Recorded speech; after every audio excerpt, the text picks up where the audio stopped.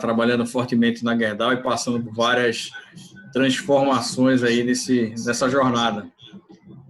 Então, vai ser um prazer conversar com todos vocês e trocar essas experiências. A gente, quando está nesse momento, a gente até aprende mais do que tudo, né, aqui com todo mundo, com experiência variada. E a ideia é essa, é a gente trocar experiência e falar sobre a indústria 4.0.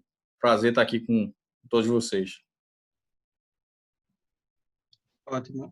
Só aproveitar aqui para dar uma informação rápida. Eu comecei a gravação quase agora. Quando o Everton começou, eu coloquei para gravar. E o objetivo é, se vocês autorizarem, a gente disponibilizar esse debate no YouTube logo em seguida, tá? Não só no canal da FIPEM, mas no canal dos canais dos convidados que quiserem a gravação, tá ok? Então, caso alguém se manifeste ao contrário, a gente não divulga, tá bom? Muito obrigado, Everton. Eu vou abrir agora para Camila. Oi, pessoal, tudo bom? Estão conseguindo me ver? Sim. Pronto, tranquila. Bom, eu sou engenheira de produção e tenho um mestrado em gestão e tecnologia industrial. Meu mestrado ele foi baseado na utilização da realidade aumentada na manutenção. Então, foi um tópico bem interessante que eu consegui colocar na prática lá dentro da Continental, né, no ramo automotivo. E eu tenho uma certa experiência, né? Eu acho que tanto com os problemas que a gente tem quando a gente começa a colocar uma tecnologia dessa, que é uma tecnologia emergente, que às vezes as pessoas duvidam, né? Do potencial dela. Então, acho que os desafios são grandes, mas vai ser um debate bem interessante. Obrigado, Camila. Adriano, sua vez. Boa tarde, pessoal. Eu sou Adriano, da Time Consult. Nós somos uma empresa de automação. Eu, particularmente, aí, com um pouquinho de bagagem, 35 anos mais ou menos nesse mercado de automação, já passei por dois processos, né? Engenharia, onde a gente teve uma mudança, e aí agora, depois do milênio, né? Onde a gente começou a vivenciar essa questão da indústria 4.0 e assim, mais uma revolução, né, por base da tecnologia, né? Então, eu espero poder contribuir aí com um pouquinho dessa bagagem e ver se conseguiam responder as perguntas aí de todos. Ok, e agora o Igor Paiva.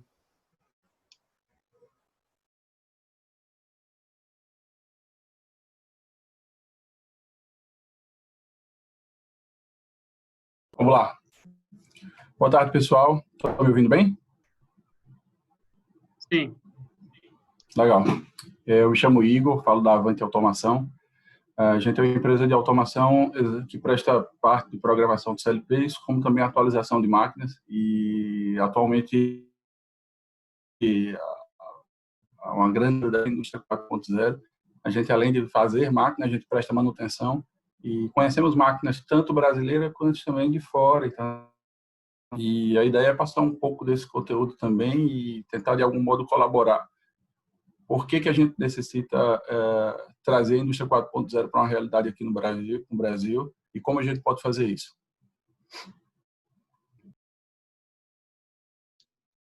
Bom, eu gostaria de já fazer logo a primeira pergunta, ok? E eu posso direcionar, eu também posso abrir para que o convidado que se sinta mais à vontade para responder, tá ok? Essa primeira pergunta eu vou abrir para o convidado que se sinta mais à vontade a responder, que é, primeira pergunta, bem básica mesmo, para começar do básico. O que é a indústria 4.0?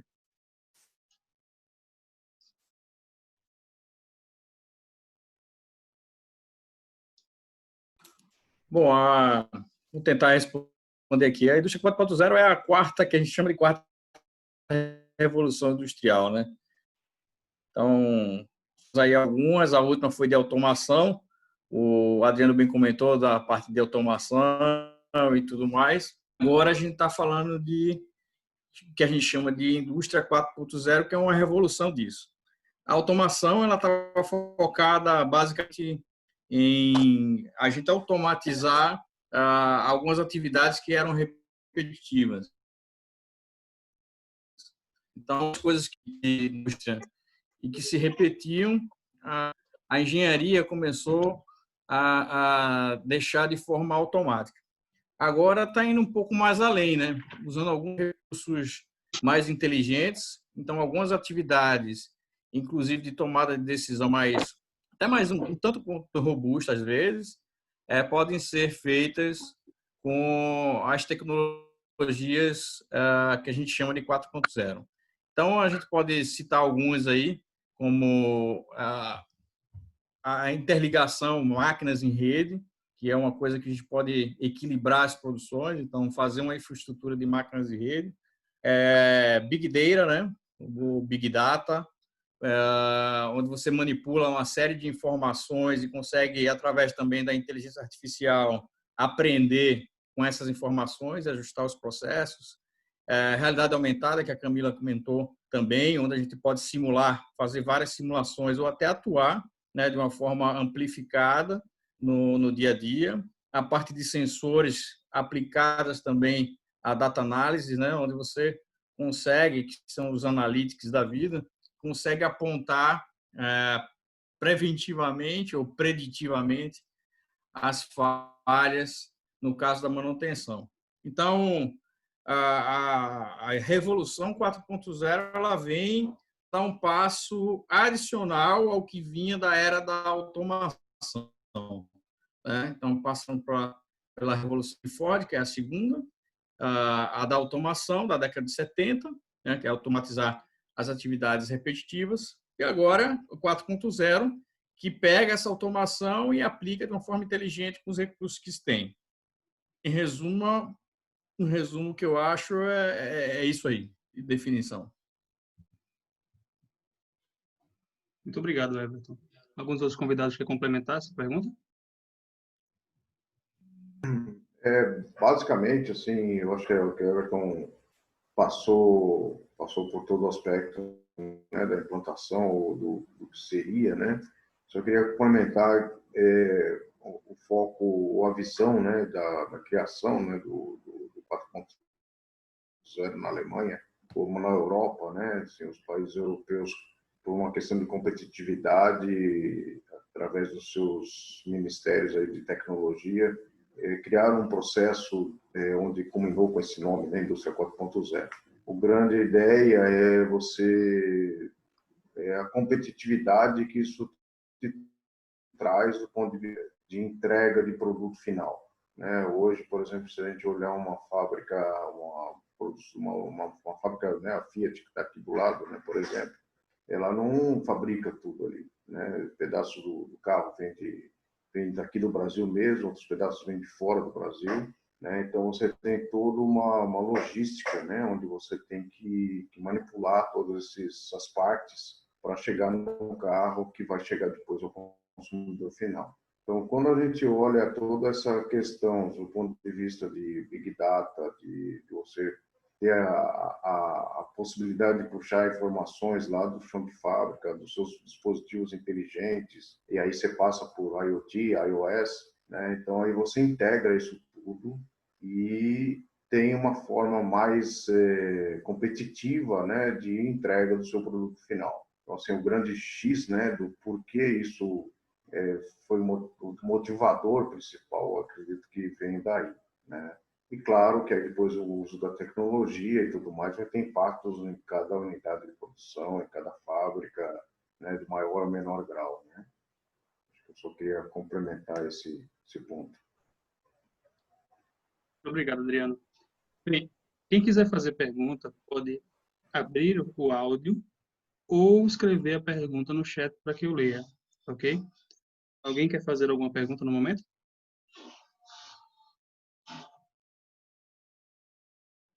Oi, Tô. Leôncio aqui. Leôncio, pode falar aí? Sim. Cara, eu tenho um questionamento aí para tu, que é o seguinte: muitas fábricas ainda, indústrias, conseguem acompanhar toda essa evolução que o Everton falou e que o outro convidado aí também falou, né? E aí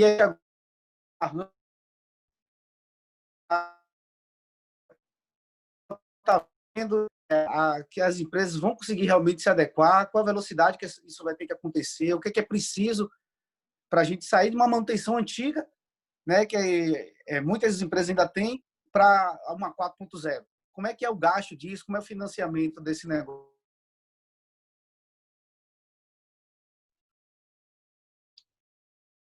Ok. A pergunta cortou um pouco, mas eu acho que deu para entender, né?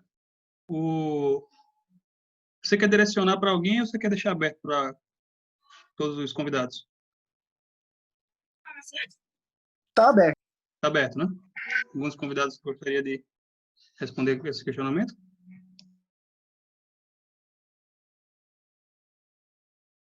Que o Everton está falando, mas está sem o áudio. Vamos começar pelo Igor. O Igor fez o sinal ali, logo em seguida o Everton responde. Tá, perfeito. Acredito que a mudança para a indústria 4.0 ela também não pode ser de uma vez. Acredito que essa mudança de uma vez ela chega até a assustar um pouco até os financiadores disso. Um melhor modo para fazer é analisar caso a caso. Você estuda um caso de uso específico, faz um modelo de uma máquina tua de produção em específica e utiliza dessa máquina para trazer ela para a indústria 4.0. E o que é a indústria 4.0? Como você vai fazer isso? Né? Quais são as informações pertinentes? Para manutenção, por exemplo, seria você visualizar essa máquina quando pode dar problema. Você consegue trocar um dispositivo antes que ele quebre. Você consegue trazer esse dado. Então, a ideia é que você, ao invés de trazer, olhar a fábrica como um todo, você aplique um caso e acompanhe esse caso. E com o resultado desse caso, você consegue financiamento para que faça a segunda, terceira, quarta. Você vai ter o resultado da atualização da tua máquina para a indústria 4.0. Ao invés de você atualizar o processo, você olha um caso à parte.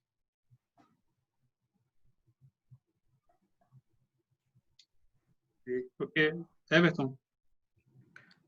Eu tinha entendido de uma maneira diferente, mas eu acho que o Igor comentou bem assim, como fazer, né? Fazer um diagnóstico e aplicar no modelo e ampliar esse modelo aos poucos, né? Como fazer a transformação, para não fazer passo a passo. Eu tinha entendido que ele estava perguntando das indústrias em geral, como é que está a situação atual e como é que está o crescimento. Não seria isso, Leandro?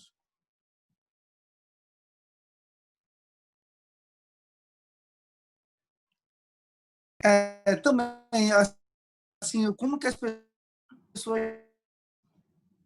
Tá picado pra assim, caramba. A forma que a gente plantar, também como é que está atualmente. Se você puder falar, comentar alguma coisa para a gente. A forma, eu acho que o Igor comentou bem, né? De fazer aos poucos. Qualquer transformação na indústria, fazer aos poucos.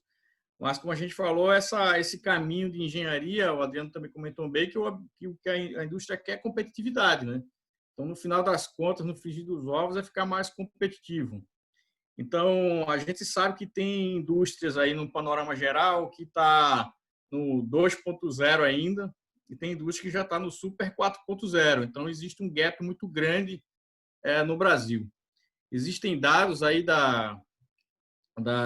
do sistema S, né, das indústrias, que diz assim, se todas as indústrias fossem partir para o 4.0, o salto seria aí na balança econômica industrial de 7 bilhões de dólares ano. Então, assim, é muita grana, mas também a gente sabe que não é fácil fazer esse movimento de sair de uma era de automação para uma era 4.0. Então, fazer a ideia do Igor, que o Igor citou muito bem, fazer esse salto de uma forma organizada e analisando passo a passo que é o interessante, porque também falta capital, inclusive capital humano, para entrar nessa rota, né? Nesse caminho.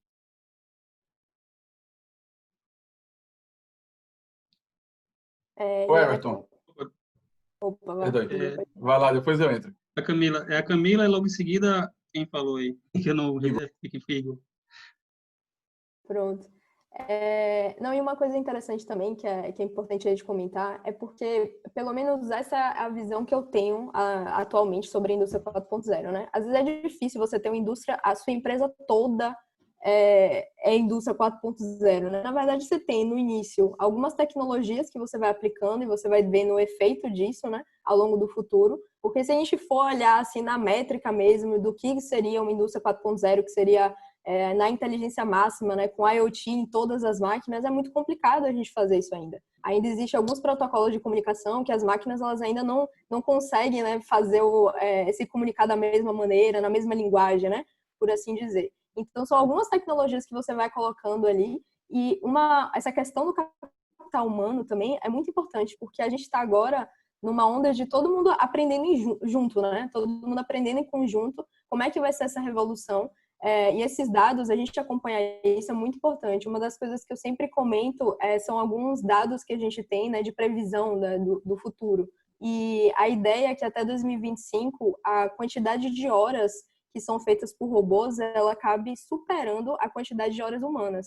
E isso a gente está falando não só de robôs físicos, né? Quando a gente pensa em automação, a gente pensa muito nisso, né? Aquele robô que vai estar pegando aquele processo lá de manufatura e fazendo tudo automático. Mas a gente agora começa a pensar também sobre bots, né? Então, robôs virtuais que vão estar fazendo não apenas aquele trabalho fabril, mas também os processos administrativos. Então, a gente pensa em indústria 4.0, mas a gente ainda tem um RH muito engessado, um departamento de finanças, enfim, todos aqueles departamentos administrativos, eles também vão sofrer essa mudança e as pessoas vão começar a ter que se adaptar a isso. Um dos pontos interessantes também desse mesmo report assim, que eu vi do The Future of Jobs, né, de 2018, foi basicamente que uma das habilidades do futuro não vai ter para onde correr, vai ser a programação. Então, não se diz qual é a linguagem de programação, que existem, né, inúmeras e várias maneiras de você fazer isso, mas eu acho que é importante o capital humano, né, eu acho que todo mundo se preparar para esse futuro, porque não vai ter jeito, não vai ter escapatória, ou senão você vai acabar sendo substituído por um bot aí,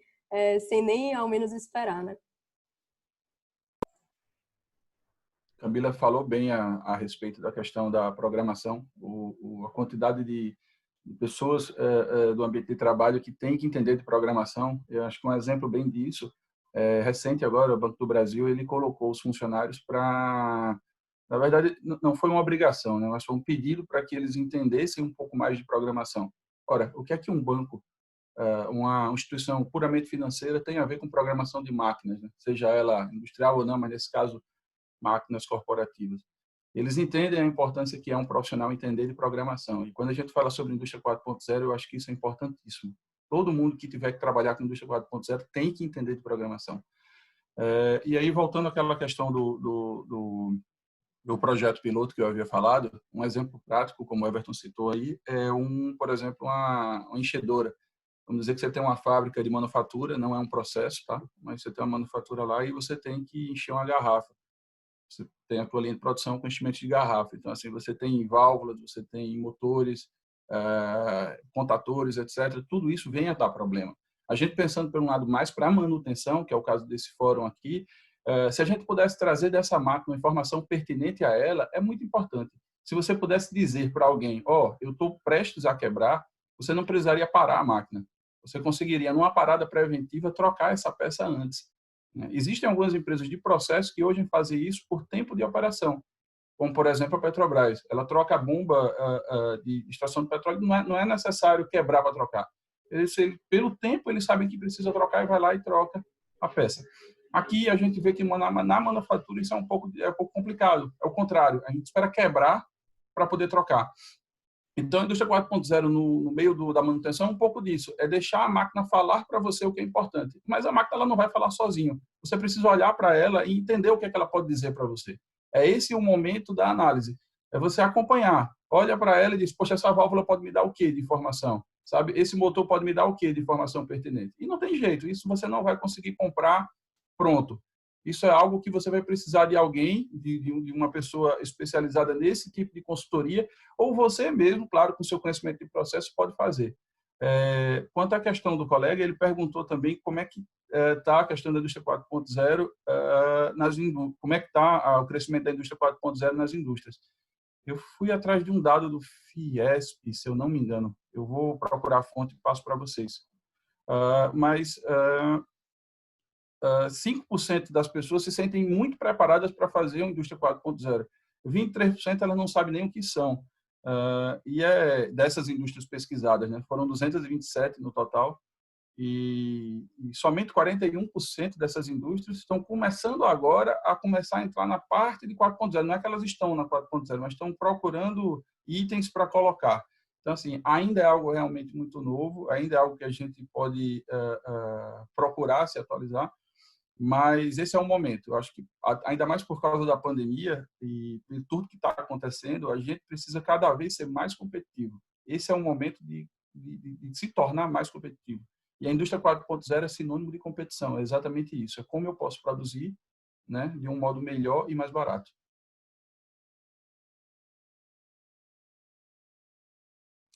Acho que teve algumas pessoas que escreveram perguntas aqui, então Mas deixa eu complementar só um pouquinho. Pode complementar. O que o Igor falou, acho que falou muito bem. Eu só discordo de um ponto, que é assim, a gente tem que saber, às vezes a gente não precisa saber, tem sensores hoje que falam para a gente que ele vai dar problema antes. Então, às vezes a gente nem precisa saber, tá? A máquina já fala com a gente através de IoT, de tecnologias, que já diz para a gente que vai dar problema daqui a tanto tempo e que faça alguma coisa, pelo amor de Deus. Então, assim, hoje já existe tecnologia nesse nível. Não, eu concordo, Everton. Me referi, por exemplo, a máquinas mais antigas. Por exemplo, como a gente tem um parque fabril muito antigo aqui no país, então a gente tem alguns equipamentos que a manutenção ela não vai conseguir intervir completamente na máquina, troca de sensor, etc. E aí muitas vezes você tem que usar aquele sensor lá hardwired, que está ali instalado no CLP. E infelizmente é mais nesse sentido, assim, de que tem sensor que não vai ter essa informação e como a gente pode colher a informação da máquina. Mas pertinente demais, eu acho que é por aí. Os sensores hoje em dia têm essa função. E não está caro, isso é que é legal. A gente às vezes acha que é um negócio do outro mundo, que vai custar muito caro. A tecnologia está aí e não está cara. Verdade. Tem uma coisa que eu não sei se era mais no tema da nossa conversa, que talvez o impacto disso para o corpo de manutenção, né, onde a gente tem que entender também que nós temos que modernizar esse pessoal, quer dizer, o corpo técnico que está ali atuando dentro da fábrica. O exemplo aí que foi citado do Banco do Brasil, né, lá atrás, quando teve a reengenharia e algumas diminuições e tal, bom, eu lembro quando eu era criança e ia no banco, tinha uma pessoa que entregava talão de cheque. Hoje em dia a gente não usa nem cheque mais. Por quê? Não está usando nem dinheiro, né? Exatamente. Então, assim, a tecnologia, ela muda hábitos, muda algumas formas de a gente conduzir as coisas, né? Então, o fato da máquina não tem sensores ou tem sensores, então, mas como o profissional de manutenção vai lidar com isso? Então, isso também é bastante importante, porque, como a Camila disse, você tem realidade aumentada. Então, o seu profissional de manutenção vai ter que entender como trabalhar com a realidade aumentada, né? Então, não é só a gente olhar só a máquina, né? Quer dizer, a indústria 4.0 tem como objetivo isso, né, no desenho que foi feito lá pelos alemães, de competitividade. Mas a gente tem que considerar o seguinte, o seu recurso humano, o seu engenheiro, o seu técnico que está ali hoje, você tem que trabalhar ele, porque ele às vezes não está preparado para isso, né? Então, isso vamos dizer, essa transição, né, de uma realidade que a gente não tinha nenhum desses conceitos, né, coisas que às vezes até quem é mesmo do ramo não entende bem do que está falando. Vamos falar de Big Data, vamos falar de, né, quer dizer, isso tem que ser trabalhado melhor, não é só entrar numa fábrica e colocar alguns sensores numa máquina e começar a puxar a informação dela e, bom, estamos na 4.0. E pronto, exatamente. Não, você tem um conceito geral por trás disso, você tem que ter um motivador da sua gestão de empresa para isso, de por que nós estamos fazendo isso. Eu acho que eu posso complementar o que a Adriano falou, assim, foi perfeito, porque logo quando a gente começou a aplicar a realidade aumentada na manutenção, foi, assim, muito interessante quando... Bom, a realidade aumentada, né, para quem não sabe, é quando você coloca elementos virtuais ali dentro da realidade da pessoa e ao invés, por exemplo, no caso da manutenção, ao invés de você usar um papel, né, ao invés de você utilizar uma instrução ali, então a máquina quebrou. Geralmente o pessoal às vezes nem pega manual, né? Tenta resolver do jeito que sabe Se não souber, chama o colega, né? Geralmente o que se faz na manutenção é isso. Mas, para aqueles que às vezes ainda não escrevem alguma coisa ou pegam o manual, seria muito mais, na verdade, seria não, é muito mais eficiente que você tenha ali uma realidade aumentada, para que ao invés do cara olhar para a instrução e falar, o parafuso tal tem que fazer isso, isso e isso. Não, ele está olhando ali, está na frente dele, né? Ali dentro da imagem real dele. E aí foi interessante que a gente testou primeiro com tablet, que o pessoal já tinha costume de usar, só que não é muito legal, né? Porque a pessoa tem que ficar segurando, então não tem aquela, né, hands-free, né, que a gente fala, as mãos livres para fazer a manutenção. Mas no caso do óculos de realidade aumentada, foi aquele choque, né? Então tiveram aquelas pessoas que amaram, aquelas pessoas que se adaptaram rapidamente, e aquelas pessoas, e o que eu achei engraçado é que não foram as pessoas mais velhas que tiveram assim, que não gostaram de aderir à tecnologia, mas você vê que é uma questão de perfil mesmo, não importa a idade da pessoa, é uma questão de perfil. E teve um mantenedor que ele não se adaptou, ele falou, olha, não gostei, tá apertando aqui meu rosto, não achei bacana utilizar isso. E aí, indo um pouco ainda para as publicações, a gente tem testes, né, e até falando um pouco mais disso, de como as pessoas elas vão utilizar essa tecnologia. No caso da medicina, foi feito um estudo de enfermeiras, onde era colocado realidade aumentada para auxiliar elas a tirar sangue. E aí, algumas enfermeiras que tinham mais habilidade, né, em tirar sangue, quando utilizaram a tecnologia, começaram a performar pior do que sem a tecnologia para ajudar. Então, é importante, né, também a gente nunca se vislumbrar tanto com essa questão de todas as tecnologias vieram para melhorar tudo. Geralmente elas vão aumentar nosso potencial. Mas é importante também ver a questão humana, porque não é todo mundo que vai se adaptar, não é todo mundo que vai saber mexer com aquilo e tirar o melhor proveito, né? E é uma questão, assim, também da gente entender quais são os gaps dessas pessoas para, enfim, tentar ajustar, né? Mas às vezes acontece da pessoa não querer aderir e, enfim, né, a forma de trabalhar da pessoa, né? Excelente. Bem, pessoal, como a gente está usando a versão gratuita do Zoom, ele tem uma limitação de 40 minutos, e faltam 3. Então, o que a gente vai fazer, quando o Zoom derrubar, né, porque teve uma das nossos encontros que o Zoom passou direto e não derrubou, tá? Se o Zoom derrubar a chamada, a gente volta para o mesmo link, tá ok? Porque a gente tem mais algumas perguntas aqui para fazer. Eu vou ler uma das perguntas e vocês já ficam cientes de que eu copiei as perguntas aqui para não perdê-las também, né? Já ficam cientes que cair, a gente dá um intervalozinho, todo mundo retorna no mesmo link. Eu espero 2 minutos para ver se todo mundo volta. Chegamos a 38 pessoas online.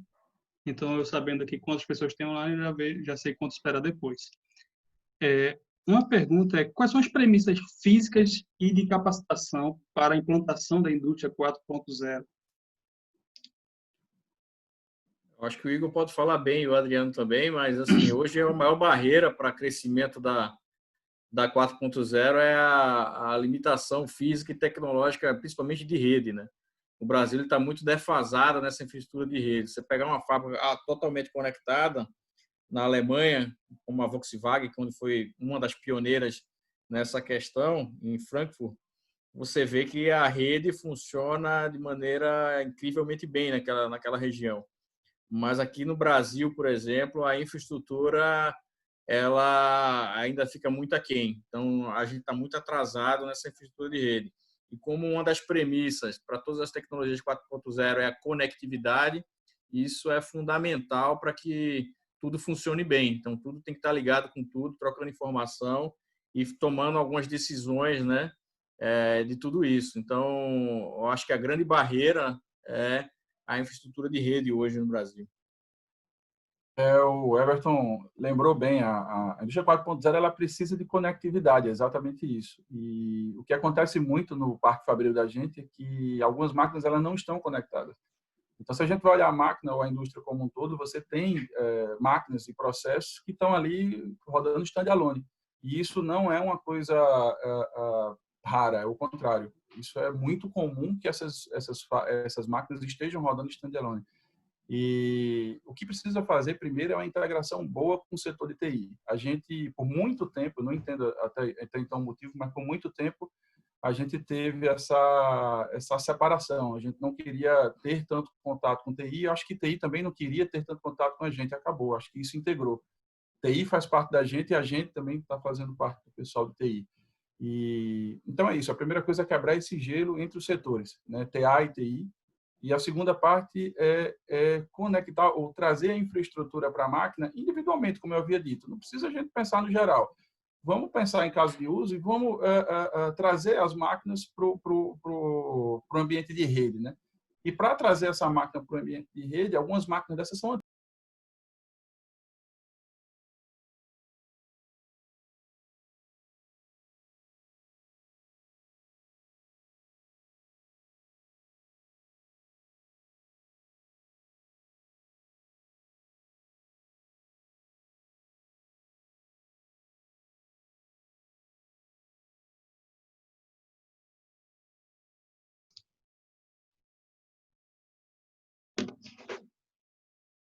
Ok. O pessoal está voltando aí.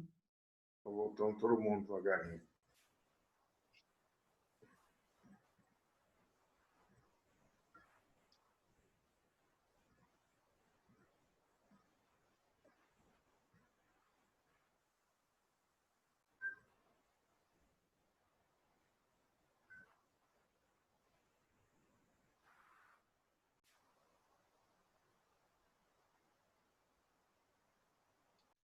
Vamos dar uns 2 minutinhos aí para voltar algo na faixa das quantidade de pessoas que estavam antes de cair, né? Antes de cair, a gente Tinha estava com 36. 36 pessoas. Metade.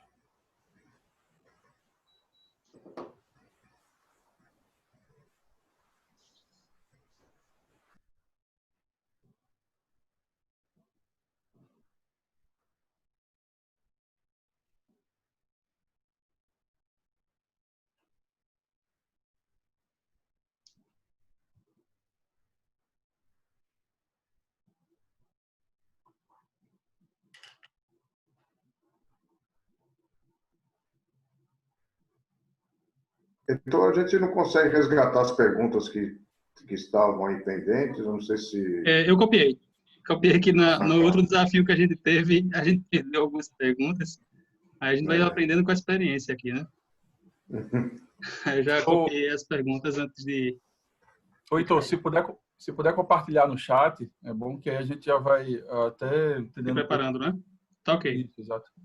Vou copiar as perguntas e colocar aqui no chat. Obrigado. Estamos com 25 aí. Fico ao teu aguardo.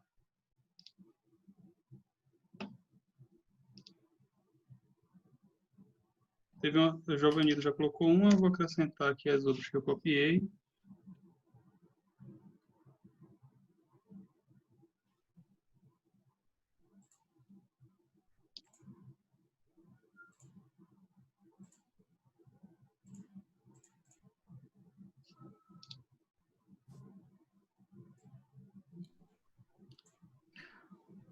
Igor estava falando das máquinas mais antigas, né, Igor? Exato.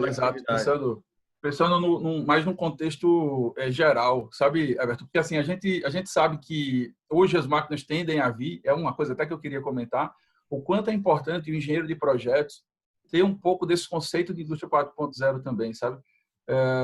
Porque assim, essas máquinas estão vindo aqui para o Brasil, a gente está comprando, mas ninguém está preocupado, ninguém não, mas tem muita gente que está preocupado se essa máquina está levando dados importantes, né? Eu vejo em alguns clientes que tem fábrica que está comprando material que está vindo até sem backup, sem lógica de programação. E aí você fica refém do teu fornecedor, isso é um problema.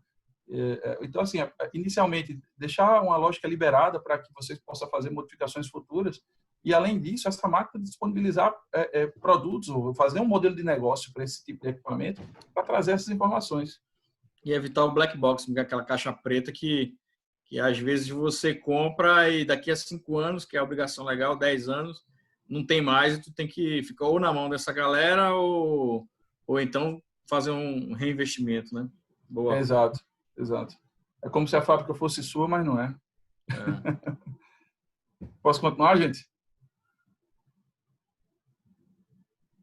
Ok, o tempo de tolerância para o pessoal voltar já deu, então eu vou fazer a pergunta que o Igor estava respondendo, que é quais são as premissas físicas de capacitação, né, para a implantação da indústria 4.0. Uhum. E posso ler a próxima ou alguém tem algum comentário em cima dessa? Deixa eu concluir, Heitor, Ok. rapidamente. Então, assim, por que eu acho que a TI tem que se juntar com a TA?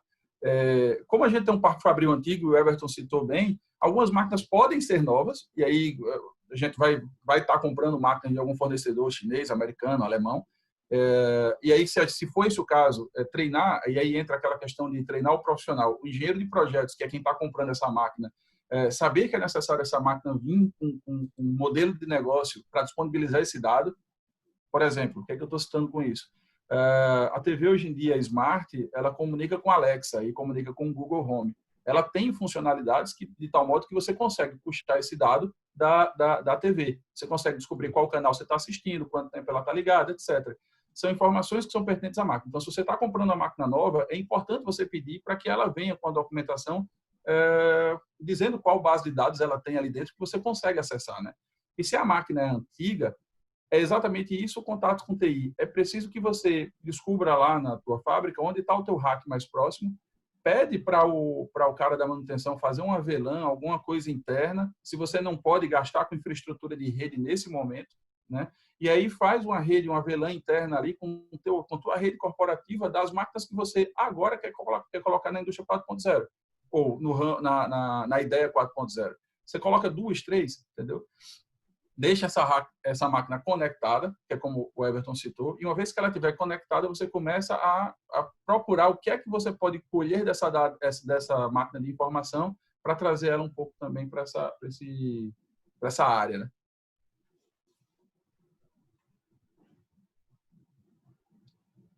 Ótimo. Alguém tem alguma coisa para complementar antes de eu ler a próxima pergunta? Vamos lá, eu vou ler a próxima pergunta. Sabe-se que a quantidade de informações é astronômica. E se tivermos a necessidade de muita informação e não termos como armazenar isso, já existe padrão ou cada um está fazendo a sua? Existe padrão, acho que até a Camila, o Igor, podem até comentar um pouco mais, mas existe padrão, sim, de informação, tá? Normalmente, essas informações elas estão na nuvem, então o espaço que se tem hoje em nuvem é praticamente ilimitado, porque as informações que sobem das máquinas elas têm um tamanho pequeno, né? E como a gente coloca isso tudo em nuvem, o que impacta mais não é nem o espaço, é essa velocidade de sair da máquina, ir para a nuvem, fazer o transacional, ou seja, fazer a operação lá na nuvem e voltar para a máquina a resposta, o feedback. Porque essa ida e volta depende de infraestrutura.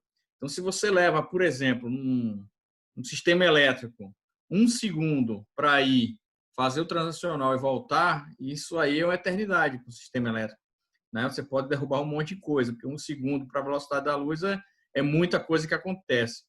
Então, o grande gap, o grande impacto, como eu falei, não é nem o tamanho de armazenamento, e sim a velocidade que você vai fazer essas transações. Como a Camila estava falando de realidade aumentada, se o cara não tiver uma rede boa para trabalhar no site, ele não vai conseguir coletar informação e nem mandar a informação que ele está coletando para os bancos de dados. Então, esse é o grande gap da história, não é nem o espaço. Hoje a gente tem, eu diria, o mundo está confortável com a questão dos espaços, na minha opinião. E não só isso também, eu acho que até respondendo outra pergunta que o pessoal fala da proximidade da TI e como convencer, né, o TI enfim, liberar algumas coisas aí da nuvem, e por aí vai. Sinceramente, honestamente falando, você não convence, porque é o seguinte, por trabalhar em uma empresa alemã, as leis europeias elas são muito fortes em relação à proteção de dados. Eu acho que desde também de que aconteceu aquele leak do governo americano, as coisas foram piorando em relação a essa questão da proteção de dados, né? E aí existe, eu até peguei o nome da lei aqui para não confundir, mas tem a CCPA, que é dos Estados Unidos, e a GDR, que é a Lei Europeia de Proteção de Dados. Então, só para exemplificar, eu já tive uma oportunidade de colocar um sistema que era até de uma startup brasileira, e essa startup brasileira, ela trabalhava toda em nuvem, né?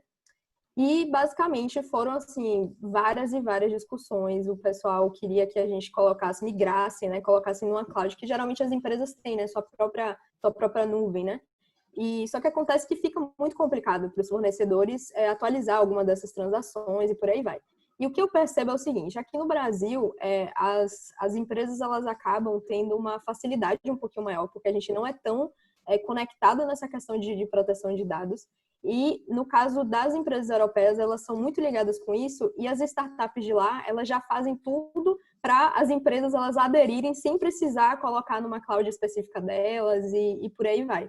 Então, sinceramente, você não convence. Se você tiver uma empresa que ela tem algumas leis, que tem algumas coisas ali que vão te impedir de trabalhar na nuvem, ou você vai trabalhar on-premise, que aí você vai colocar toda a sua rede de dados dentro da empresa, e isso é extremamente caro, não é rentável, e provavelmente no futuro alguma coisa vai acontecer para essas empresas migrarem.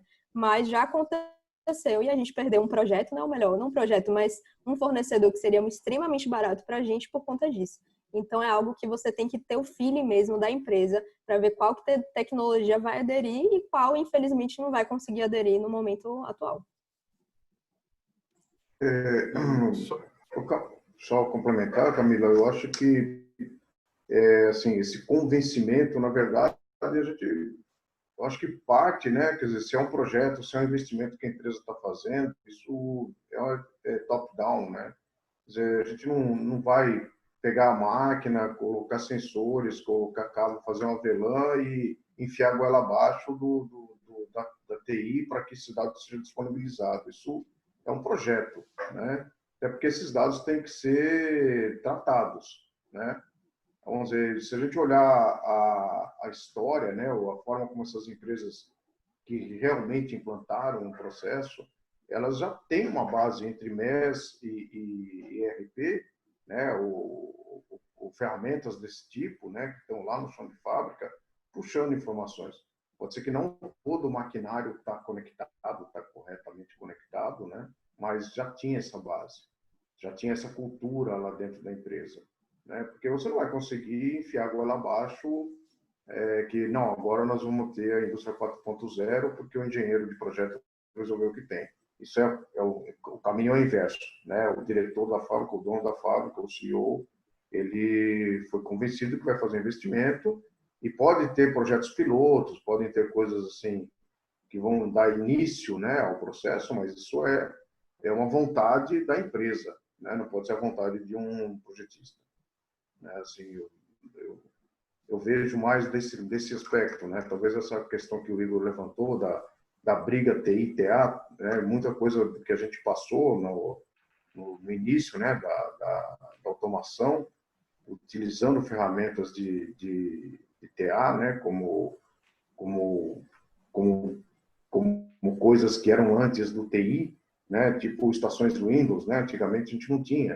A gente eram computadores dedicados para a indústria, né? Não passavam por TI. Então, quando isso entrou, houve um choque, né? Porque a TI achava, né? Ficou achando que aquilo era dele, depois descobriu que não era. Então, teve esse choque. Mas hoje tem que ter essa integração, realmente. Você tem que sair com o dado do chão de fábrica, né? E levar ele para a nuvem, para que isso seja tratado. Aí você tem ferramentas para tratar isso, né, de Big Data, ou BrainCube e coisas do tipo, que vão tratar isso, né, e vão usar essa informação de forma a realmente trazer um benefício para você. Deixa eu tentar... Eu acho que a gente vive hoje no processo de transformação, né? Está numa transição disso aí. Então, assim, como todo processo de transformação, tem gente que está num estágio, tem gente que está num outro. E aí é o seguinte, eu concordo plenamente, Adriano, quando se toma uma decisão, a decisão é da empresa, né? Não é de A, de B ou de C. Só que, se eu bem entendi a Camila, às vezes você tem algumas premissas que aí um fornecedor não atende, você perde a oportunidade de gastar um pouco menos para poder ir com outro fornecedor. Mas aí é uma decisão da empresa, é o que o Adriano comentou.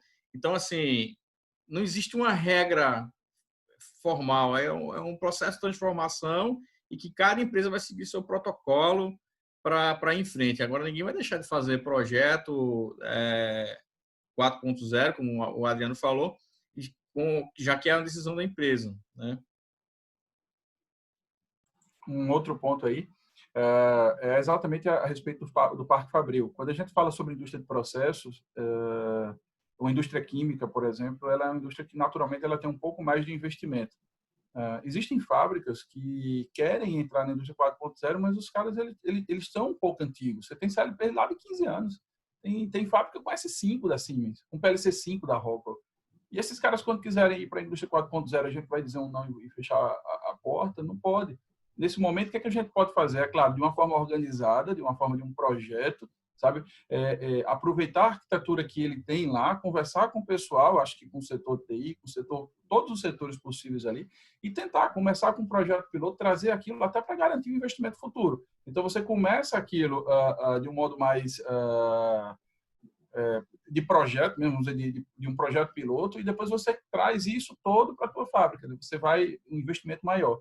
Mas não tem como também conseguir esse investimento sem antes você mostrar por quê. E a ideia é como, por quê. Você faz mostra a produção, mostra o que é que você conseguiu de benefício, e aí sim você consegue entrar também e trazer uma arquitetura própria para a indústria 4.0. Eu conheço muita fábrica hoje que tem indústria 4.0 colocada na sua arquitetura de rede TI como um todo. Só respondendo ao colega, o nome do modelo para a padronização da indústria TI é RAMI, aqui no Brasil, aportuguesando, né? E o RAMI, ele faz isso, ele fundamenta modelos de negócio para a indústria 4.0. Como você vai levantar esse dado e quais são as informações pertinentes que neles precisam estar colocadas. E aí você vai seguir essa arquitetura. E aí cabe um pouco de leitura, é realmente bem extenso, ele divide por várias partes, mas a ideia é que ele utiliza um pouco sobre a programação alto nível, que é aquela arquitetura orientada a serviço, né, voltando a um pouco sobre o Java, C++, etc., que tem bem esse tipo de funcionalidade. Se puder, depois colocar um link, ou então descrever como é que esse RAMI aí, para que o pessoal possa pesquisar depois aí no chat. E eu vou passar para a próxima pergunta, tá ok? De uma forma mais objetiva, quais as principais linguagens usadas na indústria 4.0?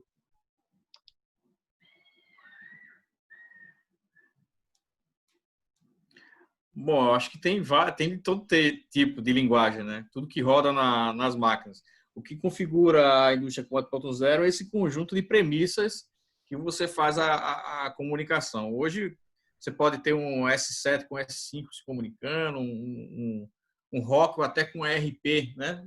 Um SQL que está numa máquina no escritório, gerando nota fiscal online, né? Ou equilibrando ou despachando produto. Então, a grande sacada do Indústria 4.0 é desmistificar que você precisa ter um curso da linguagem A, B ou C. Você pode fazer todo tipo de automação. E aí, falando de Indústria 4.0 também, além da própria indústria como um todo, você tem na tua vida, né, no celular, no smartphone, na TV, hoje na lavanderia, na cozinha. Então, assim, hoje você tem uma infinidade de coisas. Então, assim, dizer assim, existe uma linguagem de programação, não. Qualquer linguagem. A indústria 4.0 se caracteriza por você comunicar todos esses hardwares, né, em suas múltiplas linguagens e trazer para um protocolo, que é justamente o que a gente fala que é a tradução de uma linguagem para outra, né? Então, através desses protocolos, a gente poder pegar essas informações, traduzir para outra linguagem, como se a gente estivesse falando um mandarim, um chinês, através do smartphone, ele traduzir para o cara e falar português para a gente, e o protocolo está no teu smartphone, traduzindo assim de uma maneira bem básica, assim. Então, não tem uma linguagem oficial da indústria 4.0, tá? Aí entra naquele ponto sobre o profissional, né, Everton? O quanto é importante um profissional capacitado e que seja multidisciplinar. É importante que o cara entenda de LADA, é importante que ele entenda de STL, isso é linguagem de máquina. E é importante que ele entenda também de SQL, é importante que ele entenda de OPC, é importante que ele entenda do que é um historiador. Então, tudo isso compõe a indústria 4.0. Qual é o protocolo de comunicação da indústria 4.0? Depende do projeto, depende de como você quer subir esse dado. Então, é sempre tá faminto. Tem um discurso de Steve Jobs que eu acho fora de série. Ele diz que um bom profissional tem que estar sempre atento e sempre faminto. Eu diria isso. Eu acho que a gente tem que estar sempre atento e sempre faminto ao conteúdo, a procurar sempre entender e conhecer mais protocolos, mais meios de comunicação, porque realmente isso aí vai depender realmente do projeto. Ele fala também de empregabilidade, né? Então, aí, sai um pouquinho da indústria 4.0 e falar das relações de trabalho para o futuro.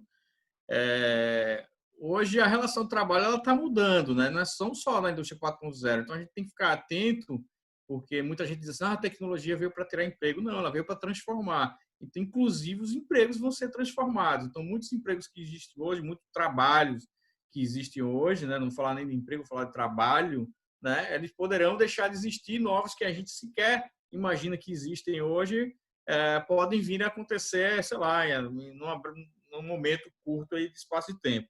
Então, hoje, o direcionamento do emprego formal ele está cada vez diminuindo mais e indo para um conceito de trabalho, né, para o futuro.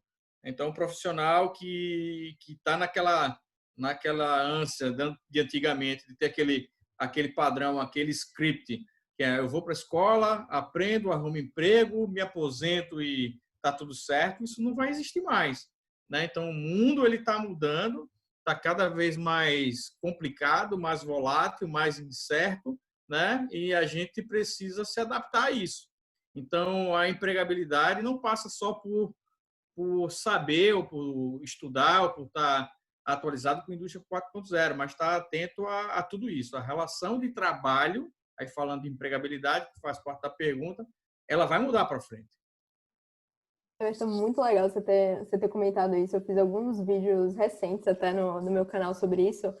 Tem 2 pontos para comentar. Uma, essa questão de relações de trabalho, né? Tem um termo aí que está ficando famoso, que é a gig economy, né? Ou a gente brinca aqui em português, economia dos bicos.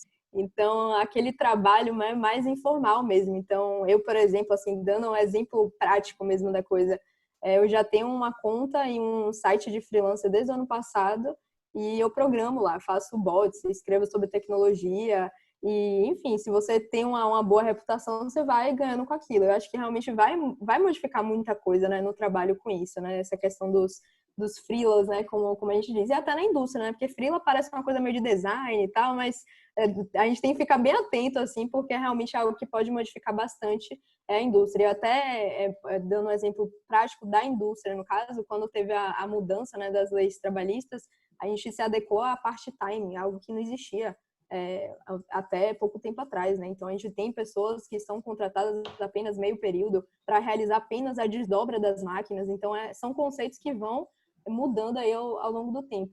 E falando sobre essa questão da gente se transformar, né, e a gente não ter aquele script padrão, a gente tem um report que fala dessas 10 habilidades do futuro, e uma delas é justamente você aprender a aprender, né? Então, basicamente o profissional do futuro, ele vai ter aí, em média, 5 carreiras ao longo da vida dele. Então, se preparem, porque realmente não vai ser aquele contexto, né, de se aposentar, ficar em uma empresa só por muito tempo. Lógico que isso ainda vai existir, mas as próximas gerações elas vão ter um trabalho aí a mais de aprendizado assim contínuo, realmente. E a adaptação é o X da questão, né?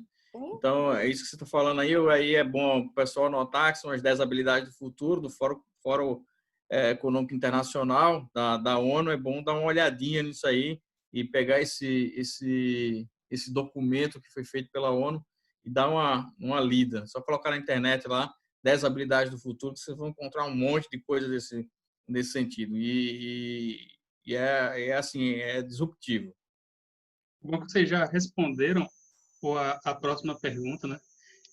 Que a pergunta além de aprender sobre programação, né, como é que vocês veem o mercado e a empregabilidade, né, em curto, médio e longo prazo? Essa pergunta, porque o pessoal que não entende muito bem, não conhece da indústria 4.0, muita gente tem medo, né? Assim, a gente vai ser substituído, vai ser tudo automatizado e não vai ter mais emprego. E agora? Então, como é que vocês veem isso? Como vocês veem o perfil, característica, né? Vocês já deram uma boa resposta em cima disso aí, mas caso queiram complementar. Então, para mim, o profissional do futuro e garantir a empregabilidade é isso, é se adaptar, né? A gente tem que saber para onde é que vai o mundo, né? E usar essas habilidades.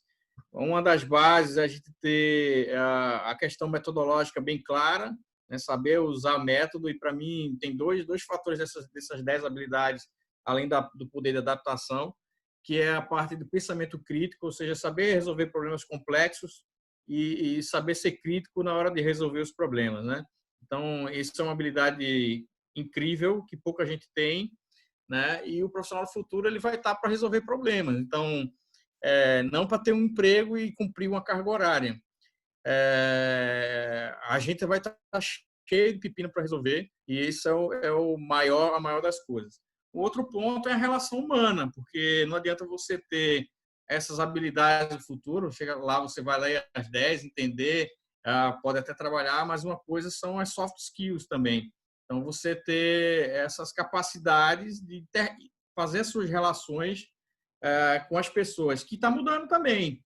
Né? Não é só aquele amigo que vai contigo no ônibus, no carro, chega ali, isso vale, tem valor, mas assim, hoje você se relaciona com um monte de gente. Hoje você faz reunião com a China, com a corda de madrugada, fazer reunião com os chineses e conversar com o cara, e tem relação comercial com o cara lá do outro lado do mundo.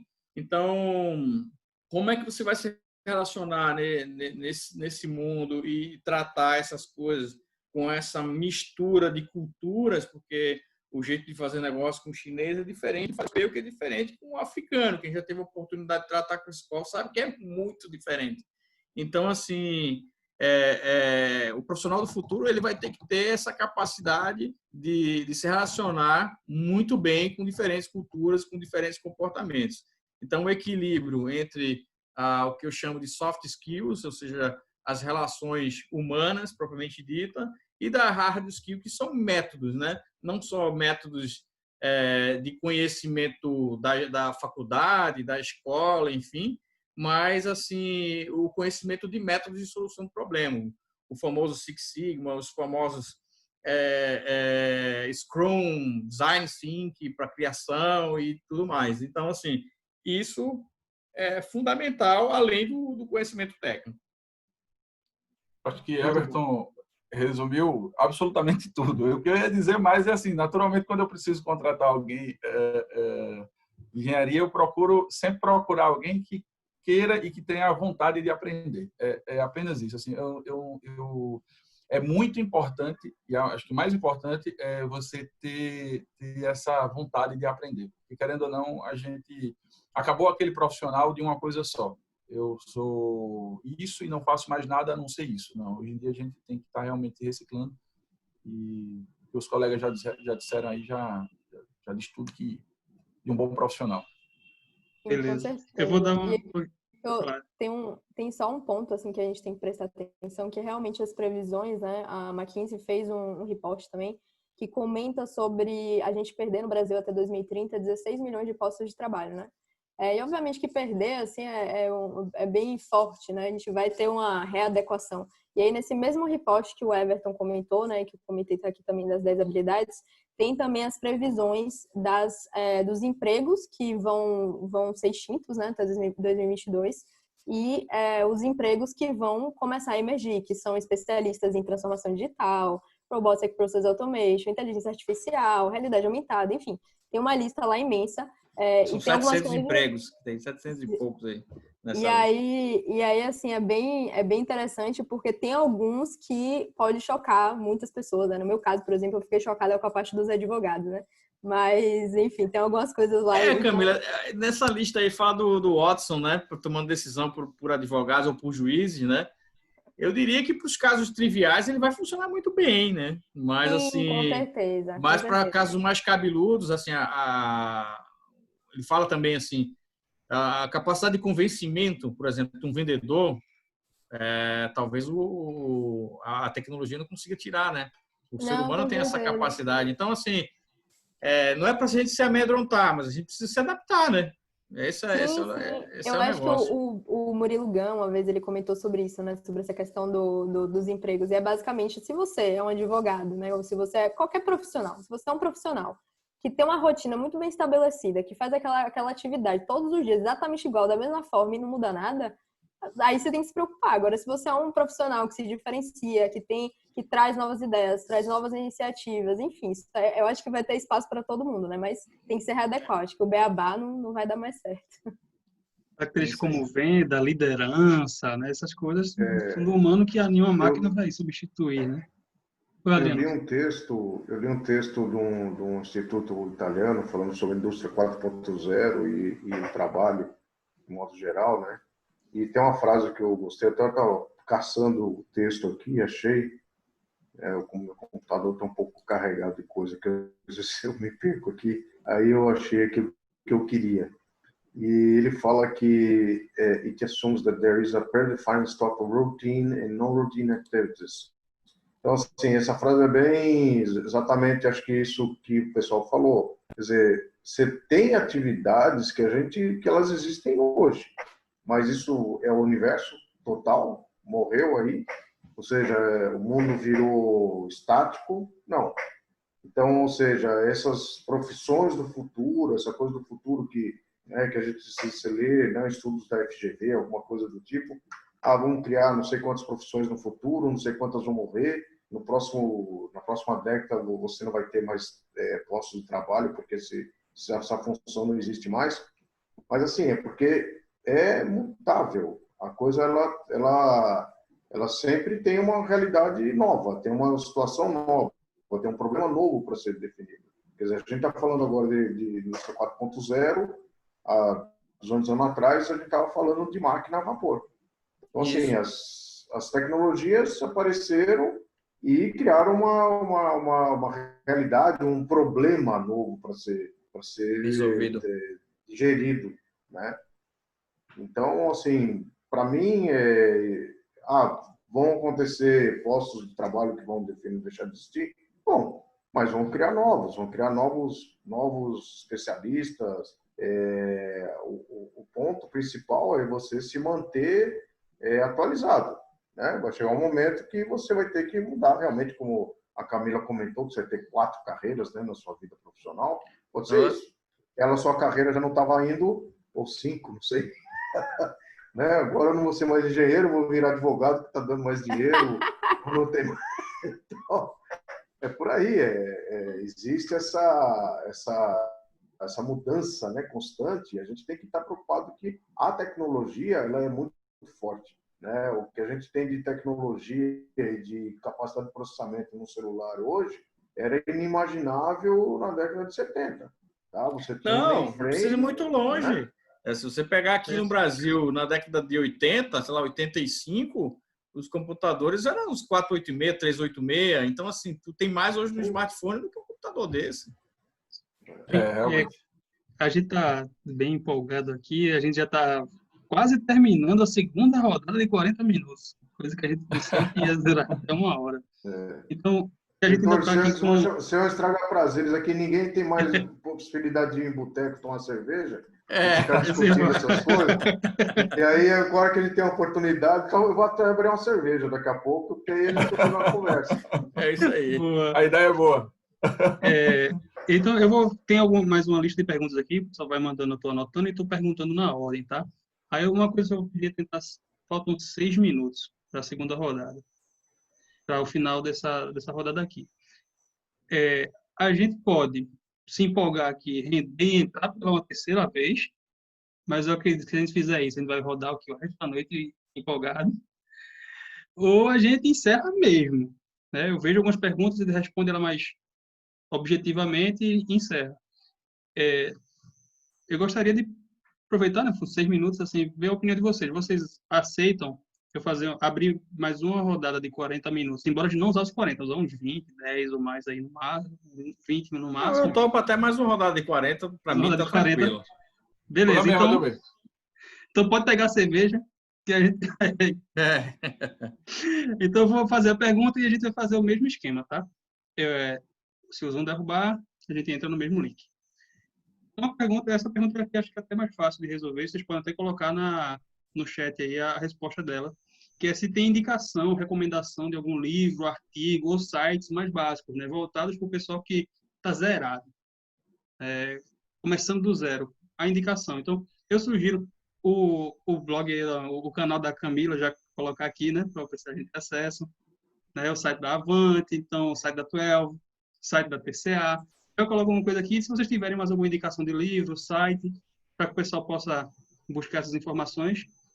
Eu botei até uma aí da indústria.gov, que é bem legal, tem informações assim muito importantes, bem resumido mesmo, sobre o que é e como que o Brasil está se planejando, né? Tanto o que é a indústria 4.0, quais são as tecnologias e como é que está o Brasil, né? E tem um ranking assim que chama atenção, que são dos países mais inovadores, né? E a gente está decadente, né? Mas enfim, é importante assim, a gente ter esse nível de informação para conseguir, né, modificar esse cenário. Bem, pessoal, Everton, eu não sei... Oi, Heitor, desculpe. Eu não sei se... rapidinho. Faltam 4 minutos e 38, né? Mas pode continuar, desculpa aí. Tá, não, eu não sei se o colega, quando perguntou sobre o conceito, é um conceito mais básico, se for em relação a CLP e voltado para essa parte de programação, o Instagram da Avante está disponibilizando algumas videoaulas gratuitas a respeito exatamente disso, já que você abriu o tema para eu falar, @avante_automação, e aí a gente está gerando vídeos no IGTV com conteúdo de programação de máquinas, né? Falando um pouco sobre simulação, como programar uma máquina e quais são as informações pertinentes que você pode levar em consideração para isso. É um pouco de conceito básico, a gente está utilizando CLPs para esse tipo de material. Muito bom, Igor. Podem colocar o link aqui no chat, aí o pessoal vai copiando, e a gente vai seguindo para as próximas perguntas, tá ok? Uma outra pergunta é: como não banalizar o conceito de indústria 4.0? Atualmente há muito marketing e nomes derivados utilizados como manutenção 4.0, profissional 4.0, etc. Além de algumas empresas implantarem itens como monitoramento online de equipamentos e dizer que implantaram a indústria 4.0 em suas plantas, né? Então, a pergunta é como não banalizar o conceito de indústria 4.0? Trazendo resultado. Eu acho que o melhor modo é trazendo resultado. A gente implementar, tirar do papel o projeto, executar uma solução. Eu digo porque a gente vem fazendo isso e a gente vem vendo melhorias. Tem uma indústria que trabalha aqui no Pernambuco fazendo shampoo e faz também sabão em líquido. E essa indústria precisou levar os dados para que fossem analisados a questão de produção. A ideia era diminuir a perda em relação ao batch, que ela tinha, o processo de batelada da produção do produto. E a ideia era, utilizando transmissores de vazão, acompanhar o que é que depois de uma batelada dessas gastava de produto a mais. Então, ele visualizava exatamente isso. Terminava o batch, precisava de 20 litros de determinado produto, foi 22. Então, a gente pegou esses dados, colocou esses dados, subiu os dados, tratou e começou a passar para o cliente. Olha como é um processo simples, mas não deixa de ser indústria 4.0. E começou a passar para o cliente quanto que ele produziu e quanto foi a perda dele em relação a uma produção em real.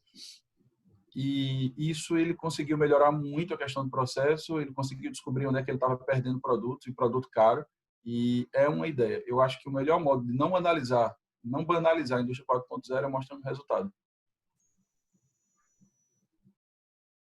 Muito bom. Faltam menos de 1 minuto e meio para que não ocorra igual aconteceu na primeira rodada, onde a gente interrompeu no meio de uma resposta, no meio de uma pergunta. Vamos fazer o seguinte: eu vou finalizar manualmente essa sessão e abro outra logo em seguida, tá ok? Porque a gente já volta com a próxima pergunta. Bom? Então, eu vou finalizar agora e vocês entram no mesmo link.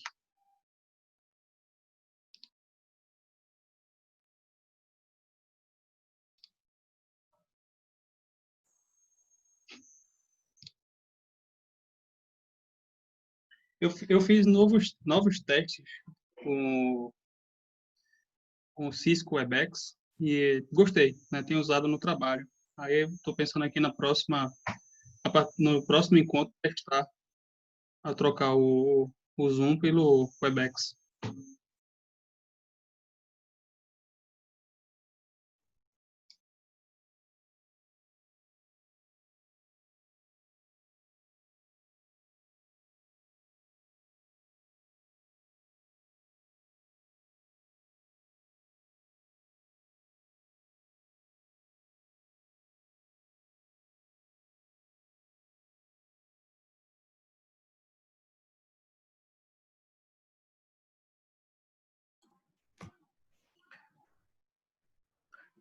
Cadê o Adriano? O Adriano não entrou ainda não, né?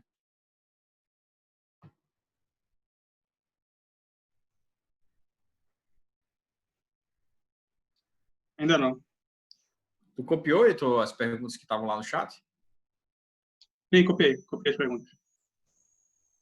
Eu copiei e coloquei na ordem aqui, tá? Estou perguntando na ordem.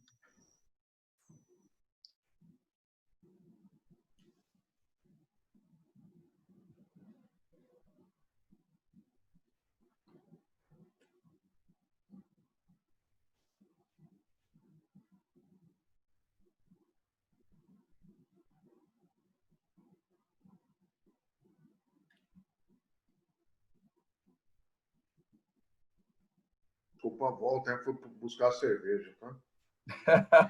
Não, eu peguei uma de verdade aqui, tá, Adriano? Ô, bicho. Cadê? Botei cerveja aí. Aí sim. Eu vou também nessa, tá? Peraí.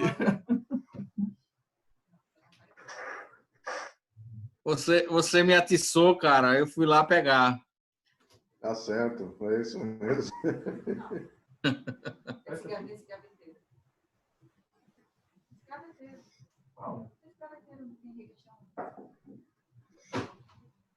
Eita, bem geladinho. Tá só aqui uns 2 minutinhos para só entrar. Só o que eu estava falando aqui no começo, eu fiz alguns testes com outras plataformas, né, para videoconferência. No primeiro teste, como a gente tem o objetivo de ser no máximo 40 minutos, o melhor foi o Zoom. Mas a gente tem percebido que 40 minutos é pouco. Hoje é um outro exemplo. Então, o segundo melhor que a gente tinha testado foi o Cisco Webex. E aí eu pretendo fazer mais alguns testes essa semana e a partir do próximo encontro a gente usar ele. Porque aí ele já não tem limitação de tempo, também de gravação. Vamos testar e dando certo a gente fica usando ele. Eu mando o comunicado para vocês. Lembrando que eu sempre mando comunicados pelo WhatsApp, né? Eu criei uma lista de distribuição e vou mandando mensagem para vocês. Algumas vezes coloco em grupos e tal. Caso vocês não estejam recebendo informações, manda um número para mim aí que eu acrescento na lista de distribuição, ok? Lembrando de vocês responderem a pesquisa, porque a gente sempre coloca a pesquisa com 1 mês de antecedência. Então, hoje, o pessoal está votando no assunto que vai ser debatido daqui a 1 mês, porque a gente tem um calendário, né, com os próximos encontros, né?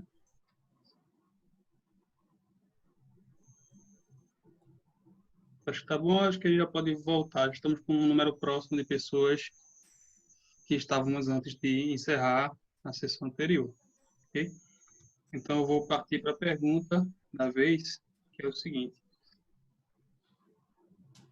Igor falou da proximidade com a TI, mas em muitas empresas nem sempre isso é possível e há barreiras na implantação, por exemplo, coletores de dados, envios à nuvem. Como convencer o departamento de TI das empresas dos ganhos de ter mais flexibilidade? Eu acho que a Camila já respondeu esse troço aí, né? Só pode mostrar com fatos e dados, aí não tem como. A Camila já trouxe esse assunto, essa pergunta. O Ian pode complementar. Tem uma tecnologia aí indo um pouco para marcas, sem querer, mas eu sei que a Siemens e a Rockwell, ela tem uma funcionalidade, eu quero me lembrar do nome, estou tentando aqui, mas de fato agora não está vindo. Eu vou procurar e vou colocar lá no grupo. Existe um software, e na verdade é um modelo também, da Siemens, que ela garante seguridade da informação até a nuvem. e aí você coloca, você compra esse pacote com eles e implementa isso aí. Então ele é um meio que ele garante de seguridade aí para que você possa subir esse dado à nuvem. Tá? Existem algumas ferramentas para fazer isso, para ser apresentado isso ao TI, de tal modo que você tem, de fato, a segurança para subir esses dados. Eu concordo com o Igor, né? Mas essa briga é uma briga meio que inglória, né? Mas, vamos dizer, a TCA tem clientes que é proibido, inclusive, qualquer conexão que não seja na rede industrial. Ou seja, é uma norma da empresa, né? Então, você não pode, inclusive, colocar um coletor de dados, mesmo que você coloque um firewall, que você coloque, sei lá, N camadas de proteção, é proibido. Né? Se a TI descobrir isso, é demissão por justa causa. Então, assim, se é um cliente bastante rigoroso, tiveram problemas de invasão, né? A gente já tem alguns vírus aí que, né, o Stuxnet e tal, tem algumas coisas aí que já causaram bastante prejuízo. Recentemente, a gente teve alguns casos aqui no Brasil. Então, assim, tem esse lado, né, o lado negro aí, do problema de você colocar os seus dados, né, o seu chão de fábrica ligado para cima, né, para sua rede corporativa. Agora, é o tal negócio, não tem como evitar, você vai ter que fazer isso. Né? Não é impossível você ir para a indústria 4.0 sem você ter uma rede industrial, né, ligado na TA, né, sua rede, né, da área industrial ligado para cima para sua rede business. Não tem como fazer isso. Você vai ter que ter suas proteções, né, mas tem que acontecer.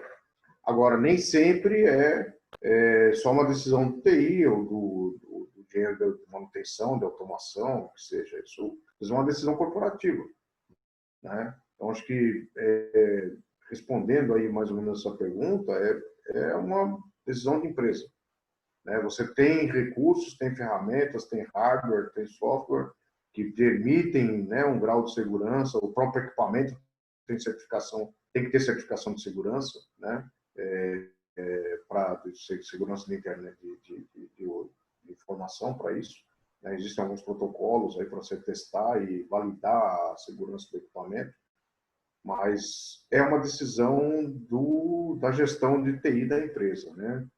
Então, respondendo à pergunta, é isso, não é somente o emprego de boas práticas, boas técnicas, tal, depende também do diretor assinar o negócio lá, senão não vai ser feito. Ou vai ser feito, né? Também isso. De fato, realmente. Seguir as regras também da área de TI. Não tem jeito, que tem situação que você não tem como transpassar. De fato, eles também têm os bloqueios dele, que não é uma questão, como o Adriano bem citou, não é uma questão de vontade, é uma questão de bloqueio. Eles não conseguem. Infelizmente, isso aí tem que subir em diretoria e sai um pouco do site da planta e entra realmente numa decisão estratégica.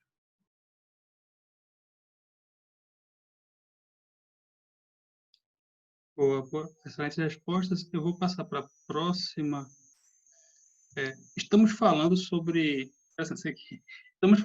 todos os impactos positivos da indústria 4.0. Porém, gostaria de saber dos senhores o impacto negativo disso. Por exemplo, cyberataques, espionagem industrial, etc. Olha, eu acho que, como tudo na vida, de novo, é uma transformação que a gente está vivendo e a gente vai descobrindo quais são as vulnerabilidades. Eu não vou falar de impactos negativos, mas vou falar de vulnerabilidade. Né? Então, quando você vai transformando e fazendo as coisas ficarem cada vez mais conectadas, os impactos num problema, ele também vai estar conectado. Então, assim, você ter medidas mitigadoras para resolver isso aí, ou a questão do cyberataque, ele vai atacar uma rede, ele vai derrubar um monte de coisa. E para isso você vai ter que fazer sistemas de segurança que te protejam sobre essas coisas. Então, assim, tem coisa que nem se sabe ainda. Então, a gente vai, à medida que vai crescendo e aumentando a tua conectividade, a tua atuação no 4.0, vai surgindo novos problemas aí que precisam ser mitigados. Isso é a vida da engenharia, né, como um todo. Eu não diria que tinha uma desvantagem, sim, vulnerabilidade. Sim, não, e assim, a questão da cybersecurity é uma das premissas da indústria 4.0, né? Então, como a gente tinha comentado também sobre questão de cloud, normatização, então as coisas estão ficando também, estão indo mais para esse lado também de segurança da informação. E até uma coisa legal que eu descobri recentemente, até pelo menos eu nem sei se isso existe aqui em Salvador, por exemplo, mas é uma empresa de São Paulo que ela testa as vulnerabilidades da empresa, mas isso assim de maneira física mesmo. Então tem uma agente, né, um espião que vai na sua empresa, entra na empresa e tenta entrar sem crachá, sem nada. Então tem várias técnicas assim. O engraçado é que essa profissional que eu estava assistindo, né, um webinar com ela, comentou que uma empresa que todo mundo fez assim, um enxame, dizendo você não vai conseguir entrar e tal. Ela, ok, ou seja, ela foi contratada para isso. Ela disse que para chegar na sala do diretor demorou 5 minutos. Então, é uma coisa assim bem interessante ver como sempre no mundo, né, vai que quando tem aquele lado mais frágil, aí já surge um mercado também para absorver aquela vulnerabilidade. Exatamente.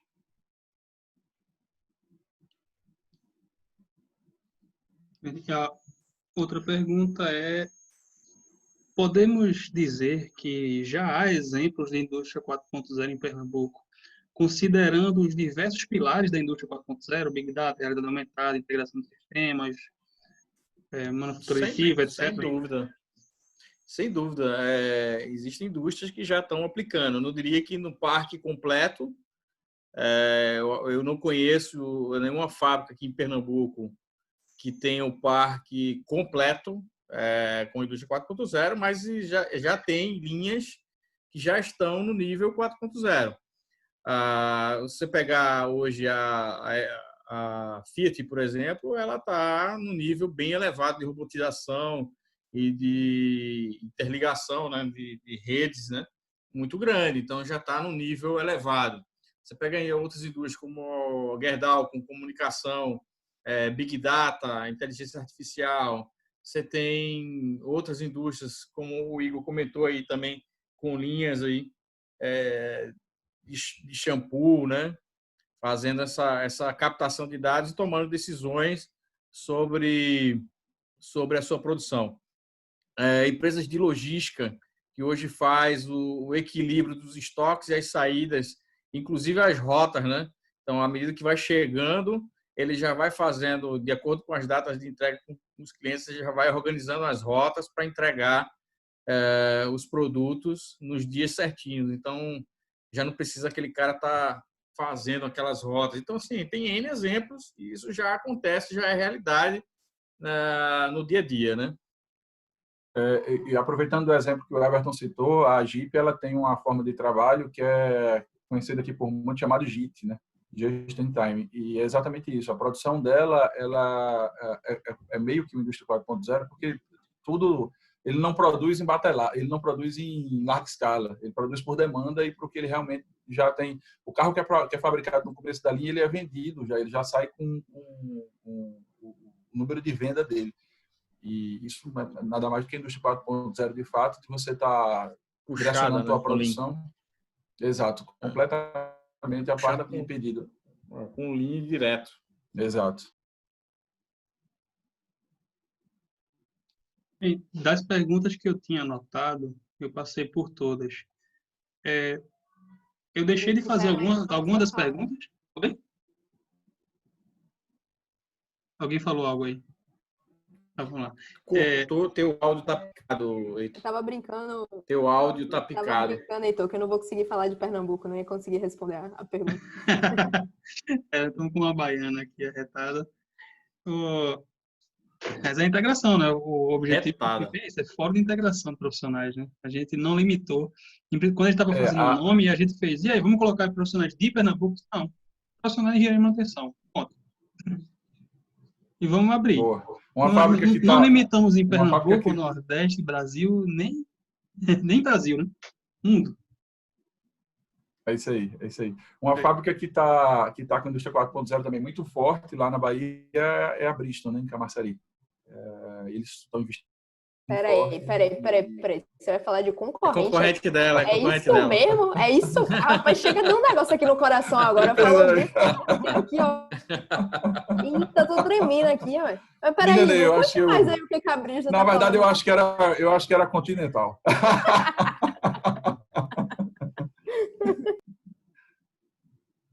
Mas Acabou de, depois você me fala, viu, o que eles estão fazendo, só pra saber. acabou de aparecer mais uma pergunta aí, né?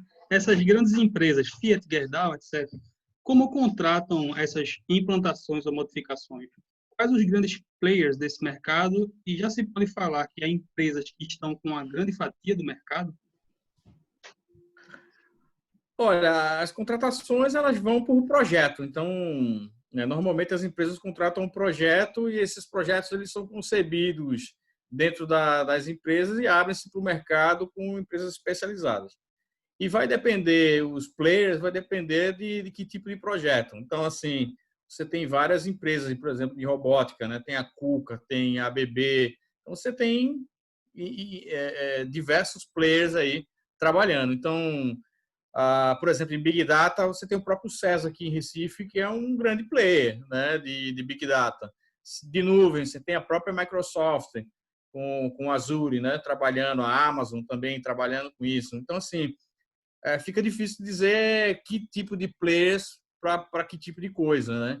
Então, vai depender do projeto. Então, normalmente, se faz uma concepção de projeto e cada pedaço desse projeto tem um fornecedor, um player diferente. De fato. Beleza, assim, é um bate-papo muito bom, a gente se empolga aqui, vamos passar a noite toda, né? Já abriu cerveja, lascou, agora é direto. Agora vai. Embora eu não bebo, né? Eu sou muito fraco com a bebida. Acho que a gente rodou por todas as... Eu só bebo vinho quando eu quero dormir. Uma taça já é o suficiente para eu apagar. Talvez eu tenha pulado ou não entendido bem alguma pergunta. Então, caso alguém fez alguma pergunta que eu terminei pulando, coisa assim, pode se ter vontade para perguntar. Caso contrário, a gente faz as considerações finais, tá? Heitor, eu vi que o Luiz Carlos Borba perguntou algo sobre PLC 5 lá atrás. E aí isso até envolve um pouco do tema do trabalho que eu tinha submetido a vocês, que é como trazer equipamentos antigos para a indústria 4.0. Pode parecer um estigma que o Igor gosta de ficar falando de equipamento antigo, mas não é não, é porque a gente porque sabe tem muito, que tem né? muito. É que Exato. tem. Então, assim, como a gente está no dia a dia, você escuta muito o pessoal comentando, poxa, eu queria fazer, mas não tenho como, porque para você automatizar, por exemplo, tirar um PLC5 e colocar fazer um retrofit, você já tem o investimento de fazer o retrofit. E ainda colocar isso na indústria 4.0, trazer isso, sabe? Aí começa a impactar em relação a custo. Então, assim, a primeira coisa a dizer é, se você tem um equipamento mais antigo, troque. Você pode ter um problema sério. Mas se você não pode trocar, e é importante demais você ter essa informação, você tem realmente modos de fazer isso. Existem proxies que fazem esse tipo de trabalho. Ele não é um gateway, né? É um equipamento que vai, de fato, converter um protocolo em outro. Então, você tem um exemplo, um Siemens S5, para não falar do PLC5, até porque PLC5 tem alguns que tem Ethernet. Vamos pensar num S5 que não tem, né? Então, assim, o S5 ele tem uma comunicação lá de TTY, uma comunicação serial, um protocolo TTY próprio para o S5. Como é que você vai puxar esse dado? Tem um adaptador, um proxy, que você põe. Esse proxy esse adaptador não é algo a Siemens regulamenta alguns deles, né? Atesta o funcionamento de algum deles. E aí você vai colocar esse proxy no S5, de tal modo que esse S5 vai ter uma conexão à internet. E aí você consegue, sabe o que é legal? Você consegue puxar esse dado e tratar para produção, para manutenção, como você consegue, por exemplo, entrar online. Sabe? Essa história de que eu vou acessar uma máquina para corrigir um problema e vou lá colocar o computador nela e conectar, etc., acabou. Com o proxy você consegue fazer isso do seu escritório. Você traz essa máquina para a rede e consegue fazer do escritório isso aí. E por que eu defendo tanto essas coisas? Como a gente trabalha com assistência técnica e trabalha consertando máquina, eu costumo dizer que 40%, 50% do tempo de uma assistência técnica é para a gente se conectar ao CLP. Porque é complicado conectar, é chato. Se você tem modelo, versão de software, você tem, sabe, milhões de situações que prejudicam isso aí. Então, tem muita fábrica hoje fazendo isso e trazendo a manutenção conectável com esses CLPs mais antigos através desses proxies. De tal modo que você tem todo o CLP que você quiser à sua disposição. Aí você pode garantir em um dia que você vai fazer backup de todas as suas máquinas, ou seja, se uma máquina dessa der problema, você tem o backup para poder fazer. Bom, você consegue recuperar todo o dado. Então, quer conectar um CLP mais antigo? Proxy. É um caminho. Mas eu, Igor, recomendo. Faça o retrofit. Realmente é necessário.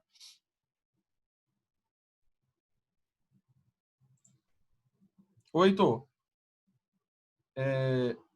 Tá me ouvindo? Alô? Sim, estou ouvindo. Eu que estava com o meu áudio fechado aqui. Tá. Eu deixei aqui Outro ponto aqui, rapidinho. Para falar. É bem rápido. Se você puder depois disponibilizar aquela apresentação do trabalho, eu falo de todos os proxies para os CLPs mais comuns utilizados. Então, tem PLC5, S7300. Com a gente aqui online. A gente tem feito o seguinte, eu não sei se você tinha visto, mas a gente, nessa questão de votar os temas que vão ser debatidos e apresentados, um sábado é a apresentação do trabalho, no outro sábado é o debate. Ou seja, sábado que vem, né, dia 6, é a apresentação de trabalho. E a gente está priorizando os trabalhos que foram apresentados no encontro presencial do FIPEM. O próximo é o trabalho 04, né, que é o do Augusto Mariano, da EPASA. E a gente está sempre votando, está em votação o tema para ser apresentado no dia 20/6. Eu estou deixando o link aberto até amanhã. E o seu trabalho certamente vai chegar um momento que ele vai ser votado para apresentar. Não dá spoiler ainda não, tá? Não dá spoiler não, que ele vai apresentar. E quando você falou beleza. No começo aqui de, tem equipamento velho e tal, troque e tal. Aí lembra o primeiro trabalho que foi selecionado para ser apresentado, que foi o de gestão de ativos de Everton. E ele justamente falou isso, que o pessoal não faz a gestão de ativos, né, do começo até o fim. Muito equipamento já passou da época já de que deveria ter dar lucro, agora já está dando prejuízo. Já acabou o período de vida dele. Muitas vezes por não ter sido planejado, não ter se implementado gestão de ativos. Então, você cruza até os temas que a gente já conversou antes, né, que foi de gestão de ativos, com esse tema agora de indústria 4.0. Que é importante a gente usar esse conhecimento que a gente tem aqui a cada sábado, aumentando e contribuindo para os demais, né? Então, tem o próximo. O seu, com certeza, vai estar aí algum dia, então se prepare que eu vou avisar. Aí, o seu foi o mais votado do passado. Né? Por isso que a gente coloca sempre um mês de antecedência para poder avisar com um mês antes, meu amigo. O seu trabalho foi selecionado para apresentar daqui a um mês. Se prepare aí. O banco de trabalho já está pronto, né? Já está pronto. E a gente, ao final, disponibiliza o trabalho em PDF e o vídeo no YouTube, caso o pessoal queira. Legal. Não vou dar spoiler, então, não? Então, não dá spoiler, não, que não vai aparecer, né? Hoje a gente bateu o recorde, né? Esse é o nosso 4º encontro do FIPEM online, né? O da semana passada, teve que fazer uma substituição de última hora. Não era esse trabalho aí que foi apresentado, inclusive, por mim. Quando faltava 30 minutos para começar, teve um problema com o apresentador, eu tive que colocar o trabalho. Mas é o 4º. A gente bateu 38 pessoas, né, nos primeiros 40 minutos de rodada. E nosso objetivo aqui é passar de 100, né? Passar de 100 para a gente pegar o maior público possível, né? E a gente agregar conhecimento. E nesse tempo eu tenho monitorado a quantidade de pessoas em função do tempo. Então, eu tenho percebido que na primeira rodada deu 38 pessoas, na segunda já ficou na faixa de 29 e na terceira já ficou na faixa de 24, 25. Então, a gente já vai achando o tempo ótimo, né? Que a gente consegue prender a atenção das pessoas no debate dos temas. E a gente está construindo junto, não falo de integração. Eu não sou profissional de organização de eventos, eu sou engenheiro, mecânico, fazendo mestrado em engenharia de produção. Mas a gente foi lá e fez aquele encontro presencial. Segunda carreira já, né? Fez aquele encontro presencial lá, que eu tive que aprender um monte de coisa da organização de evento, né? Contratei cerimonial e tal, para poder o negócio ficar bom. E estamos aprendendo e construindo juntos, né? Tanto é que o formato desse FIP online, ele foi com a ideia do Everton. Everton e o Leôncio, né? Que puxaram, bora fazer desse jeito? Bora. Interessante. Então, que tal a gente fazer alternando apresentação e debate? E a gente vai construindo junto, né? Próxima semana vamos testar o Cisco WebEx. Eu vou gerar uma sala. Eu já tenho uma sala lá porque eu estou usando ela no trabalho. Vamos testar ela mais e começar para a gente ver e monitorar, ver qual é o tempo ideal. Porque eu já vi o seguinte, 3 blocos de 40 minutos é bom. Assim, se deixar, eu fico aqui a noite inteira. Mas não é interessante para o público como um todo. Já se torna até ser tudo cansativo, talvez até por causa do horário, que tem um compromisso à noite, mais tarde, né? Esse horário de 17 horas foi o mais votado, que a gente fez pesquisa, a gente tenta sempre fazer pesquisa, votação e tal, para ver o horário, ele foi o mais votado, logo no começo, e tem dado certo. A gente tem crescido a cada encontro a quantidade de pessoas online, né? Então, hoje batemos 38, vamos ver se no próximo aí a gente passa de 50 até fazer um encontrão aí e travar o servidor. Então, eu deixei aqui na tela, eu vou tirar a projeção, para vocês já verem como é que está aqui a votação, o calendário. Estou mantendo vocês na lista de distribuição, então quem não esteja na lista de distribuição, manda uma mensagem para mim para colocar na lista, para eu ficar avisando, vai ter tal dia, tal tema, o link aqui da votação e tal. Professor, acho que poderia abrir o microfone. Isso, e eu gostaria de abrir o microfone para considerações finais, não agora que a gente está com 18 pessoas, fica mais fácil de gerir. Para geral, quem quiser agora, aperta o botãozinho de levantar a mãozinha, para não ficar todo mundo falando ao mesmo tempo. E aí eu chamo e a pessoa fala, se quiser, tá ok? Então, quem quiser fazer alguma consideração, levanta a mãozinha. Se não sabe como é que levanta a mãozinha, manda mensagem no chat aí, dizendo que aí eu chamo e a gente vai organizando quem quiser falar. Caso contrário, eu peço considerações finais dos convidados aí. Agradeço, né, a disponibilidade de vocês, por contribuir com o conhecimento, né? Eu não conhecia a Camila, né? Camila foi uma indicação do Leôncio. Muito bom, Camila. Já vou acompanhar aí sua página lá do YouTube. Aprender. Eu sou um iniciante no ramo da indústria 4.0. Estou estudando Python no comecinho, mas vamos lá. Estou aprendendo programação. Já faço algumas coisinhas, já tenho algumas programações no trabalho, né, que eu vou desenvolvendo também, com a ajuda do pessoal que entende muito mais, né? Geralmente eu entro como o especialista, né? Ela começa a me perguntar, como é que faz isso? Como é que faz aquilo? Eu vou dizendo que eu não vou, gera um robozinho. Aí eu estou, beleza, agora eu quero fazer meus próprios robozinhos. E eu estou começando a fazer. Eu tenho feito algumas automatizações no SAP, né? No SAP Scripting. Sim. E tem trabalhos que foram apresentados no FIPEM, que eu participei do desenvolvimento do trabalho, mas foram apresentados por outros colegas meus que também participaram, né? Então, tem o Mago, que é um sistema que a gente desenvolveu, tem o AIME também, que é um sistema que a gente desenvolveu no trabalho, que vão ser apresentados aqui nos nossos encontros virtuais dos sábados. Espero que vocês estejam sempre presentes, que tenham gostado, né? Se quiserem contribuir com qualquer ideia, com qualquer sugestão, manda que a gente vai ajustando. A gente não vai conseguir agradar todo mundo, mas o objetivo é integrar e evoluir o conhecimento de todos.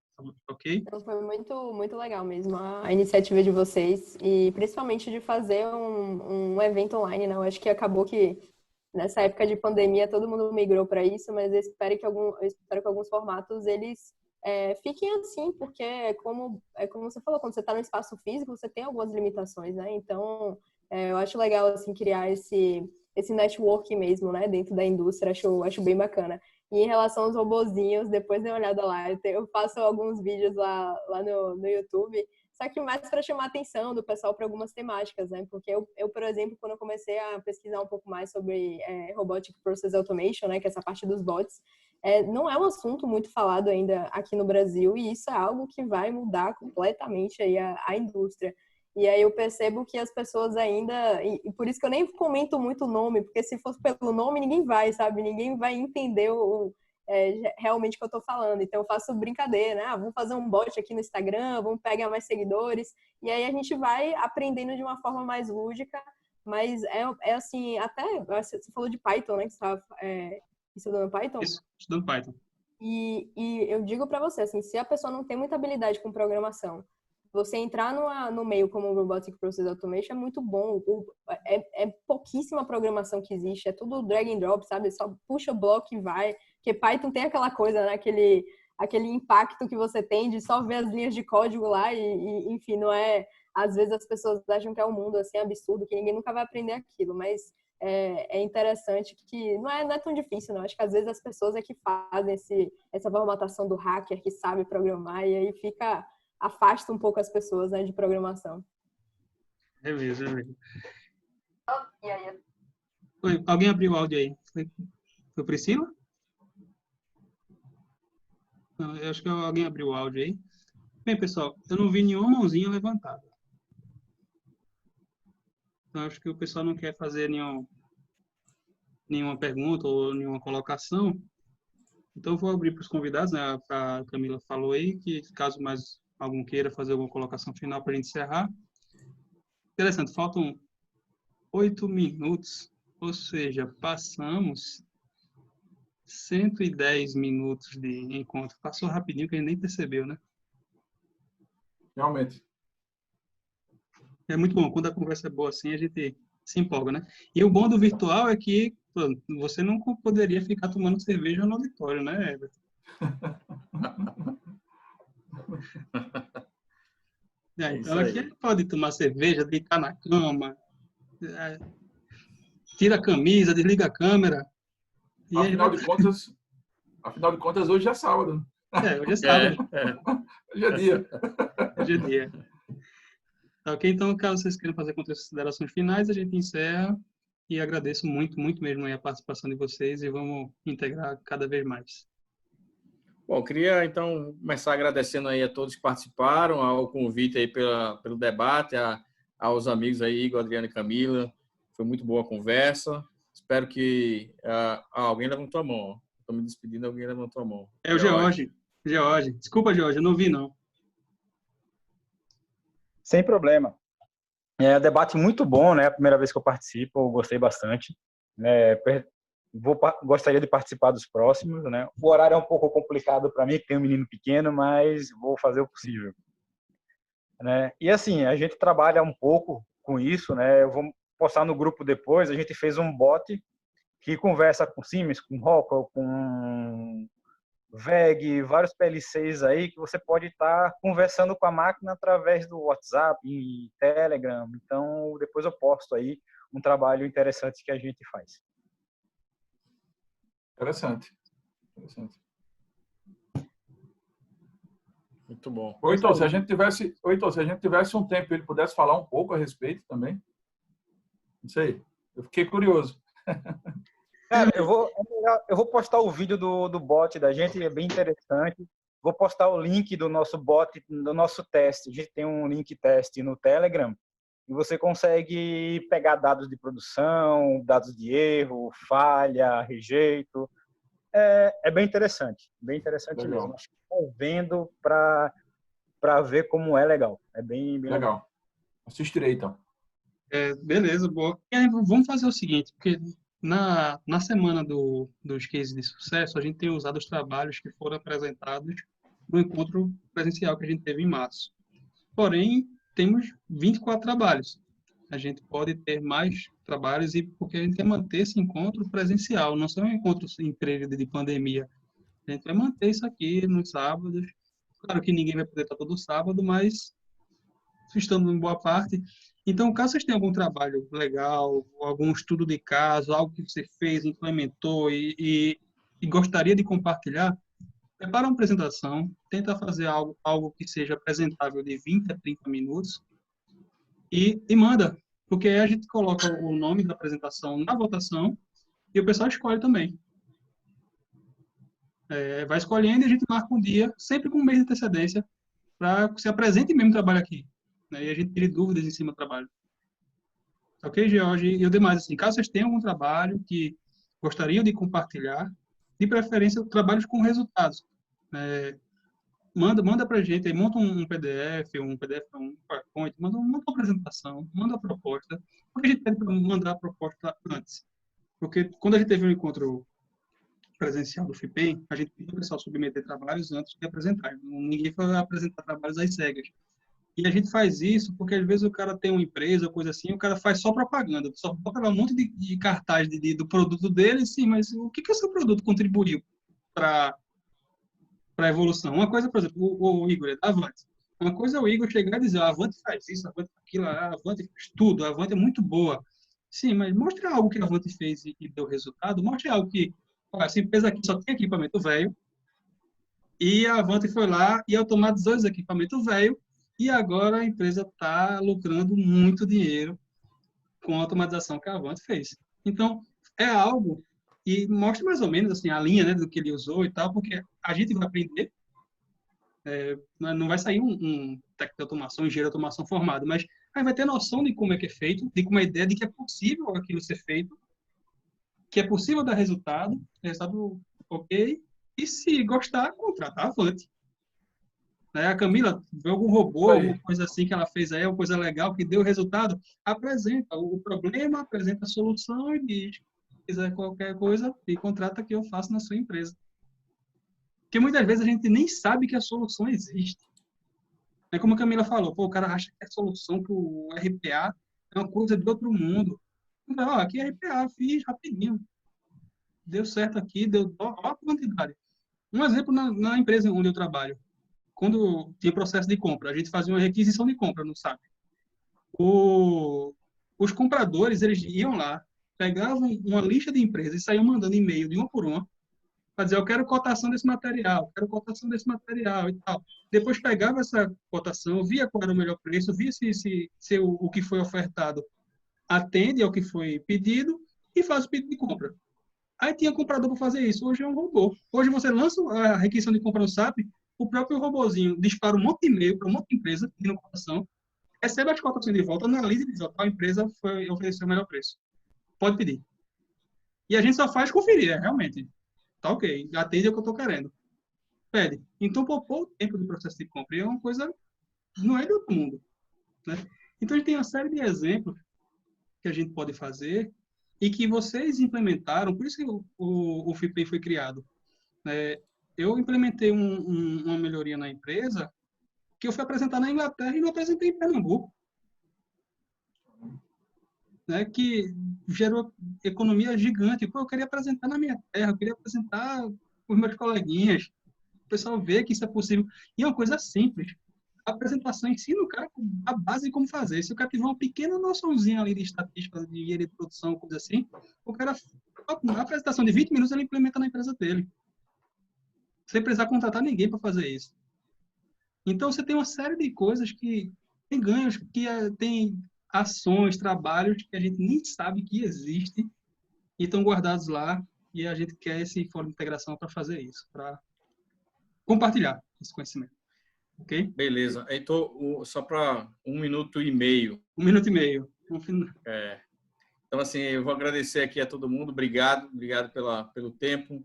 Obrigado para Camila, Adriano, Igor. Foi muito bom. Parece que o tempo foi muito rápido. E valeu a turma que veio assistir a gente e conversar com a gente. Valeu. Valeu, Everton.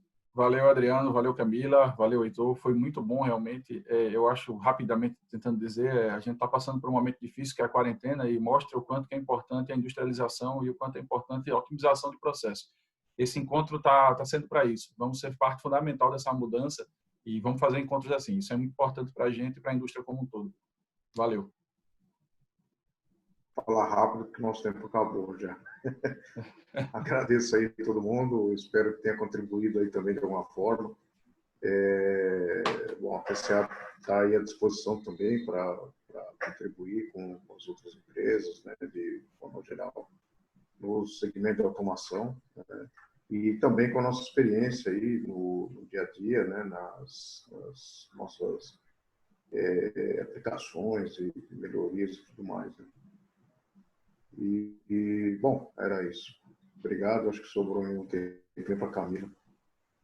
Obrigada, só isso que eu tenho para dizer. Para não terminar, cortar. Beleza. É interessante que o Zoom, quando falta menos de um minuto, ele não faz contagem, não. É menos de um minuto. Agora, Pois é, cara, eu vi é a aqui. qualquer momento, não tem 10, 9.